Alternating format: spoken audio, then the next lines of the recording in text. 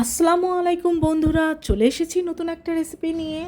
আর সেটা হলো মুচমুচে মজাদার চিপস রেসিপি।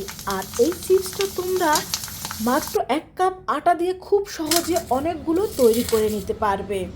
তো প্রথমে এখানে আমি 1 কাপ আটা নিয়ে নিয়েছি, আর নিয়ে নিচ্ছি হাফ চা চামচ পরিমাণ বেকিং পাউডার, আর স্বাদ মতো লবণ দিয়ে দিচ্ছি। এখন এই শুকনো উপকরণগুলোকে আমি একটু মিশিয়ে নিচ্ছি।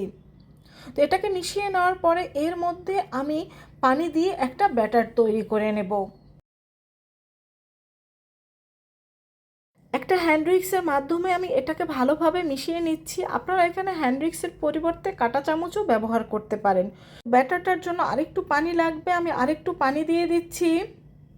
তো পানি দিয়ে আবারও এটাকে ভালোভাবে মিশিয়ে নিচ্ছি। তো আমাদের ব্যাটারটা তৈরি হয়ে গেছে। এখন দুটো আলাদা বাটিতে আমি কিছুটা ব্যাটার তুলে নিচ্ছি। আর এই ব্যাটারটা তুলে নেওয়ার পরে এর মধ্যে আমি কিছুটা ফুড কালার মিক্স করে দেব। তবে আপনারা চাইলে সম্পূর্ণ চিপসটা সাদা রাখতে পারেন। তো এখানে আমি সবুজ কালার ও লাল কালারের ফুড কালার নিয়ে নিয়েছি। এখন এই ব্যাটারের সাথে আমি ফুড কালারটা ভালোভাবে মিশিয়ে নিচ্ছি। তো ফুড কালারটা মিশিয়ে নেওয়ার পর চুলায় আমি একটা কড়াই বসিয়ে দিয়েছি, এর মধ্যে পানি দিয়ে একটা স্ট্যান্ড দিয়ে দিচ্ছি। আর এখানে একটা স্টিলের প্লেট নিয়ে নিচ্ছি, প্লেটের মধ্যে সামান্য আমি তেল ব্রাশ করে নেব।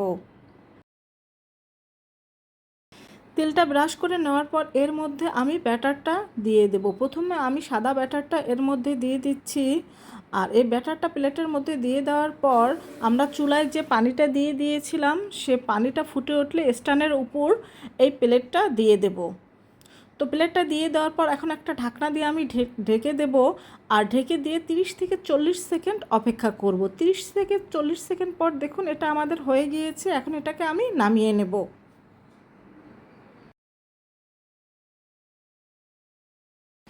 তো এটাকে নামিয়ে নেওয়ার পর সামান্য ঠান্ডা করে একটা চামচ বা ছুরির সাহায্যে চারপাশটা এভাবে ছাড়িয়ে এটাকে আমি প্লেট থেকে তুলে নেব। আর দেখুন এটা কিন্তু অনেকটা মোটা হয়েছে।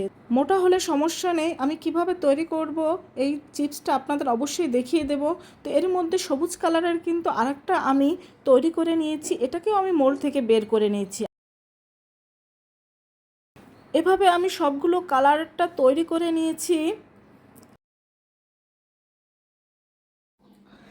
এখন এগুলোকে একটা একটা নিয়ে আমি এইভাবে করে এগুলো দিয়ে একটা ডো তৈরি করে নেব। আর এগুলো যদি মনে করেন আপনার হাতের সাথে কিছুটা লেগে আসছে, তাহলে হাতে সামান্য তেল মেখে নিতে পারেন। আর এটা গরম অবস্থায় মেখে নিতে হবে এমন কোনো ব্যাপার নেই, এটা ঠান্ডা অবস্থায় আপনারা মেখে নিতে পারেন, কারণ এটা এত সফট আর নরম হয় যে ঠান্ডা হওয়ার পর ও মেখে নেওয়া যাবে। সাদা একটা ডো তৈরি হয়ে গিয়েছে। একইভাবে কিন্তু আমরা সবগুলো দিয়ে এরকম ডো তৈরি করে নেব। তো আমি সবগুলো ডো তৈরি করে নিয়েছি। এখানে আমি র্যাপিং পেপার নিয়ে নিয়েছি। র্যাপিং পেপারের উপর একটা ডো দিয়ে তার উপরে আর একটা র্যাপিং পেপার দিয়ে দেব। আপনারা কিন্তু এখানে চাইলে পলিব্যাগটাও ব্যবহার করতে পারেন, তবে সেটা নতুন পলিব্যাগ অথবা ধুয়ে পরিষ্কার করে নিতে হবে। তো এর মধ্যে আমাদের কিন্তু একটা রুটি তৈরি করা হয়ে গিয়েছে।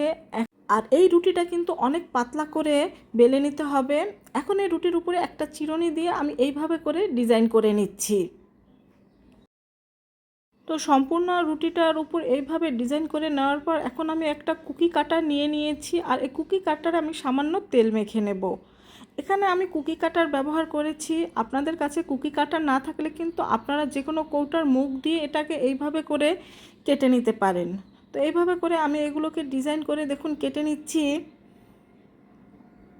আর এই চিপসটা কিন্তু বাজারের চিপসের থেকেও বেশি খেতে মজাদার হয়। আপনারা বাসায় তৈরি করে খেয়ে দেখবেন। তো এখন সবুজ রঙেরটা দিয়ে আমি একটা রুটি তৈরি করে নেব। আর একইভাবে কিন্তু আমি সবগুলো দিয়ে এইভাবে করে চিপস তৈরি করে নেব। ভিডিওটা বড় হয়ে যাবে তাই দেখালাম না। তো দেখুন আমি কিন্তু সবগুলো চিপস তৈরি করে নিয়েছি। আর 1 কাপ আটা দিয়ে দেখুন আমাদের কিন্তু অনেকগুলো চিপস হয়ে গিয়েছে।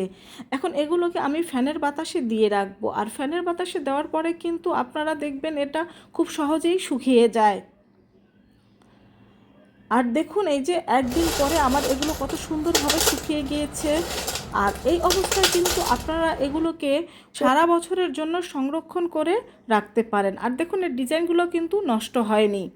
তো আমি চুলায় তেল গরম দিয়ে দিয়েছি, তেলটা ভালোভাবে গরম করে এর মধ্যে এই চিজগুলো দিয়ে আপনাদের ভেজে দেখিয়ে দিচ্ছি। দেখুন চিজগুলো ফুলে একেবারে ডাবল হয়ে গিয়েছে। আর এরকমভাবে ঝটপট এবং খুব সহজে কিন্তু আপনারাও বাসায় বসে এরকম ডিজাইনার চিপস তৈরি করে নিতে পারেন। এরকম ডিজাইন করে কেটে নেওয়ার পরে কিন্তু চিপসগুলো আরও অনেক বেশি দেখতে সুন্দর হয়।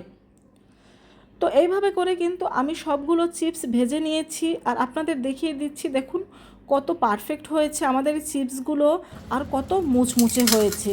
বন্ধুরা, রেসিপিটি ভালো লাগলে অবশ্যই কমেন্ট করে জানাবে, তোমার বন্ধুদের সাথে শেয়ার করবে। খোদা হাফেজ।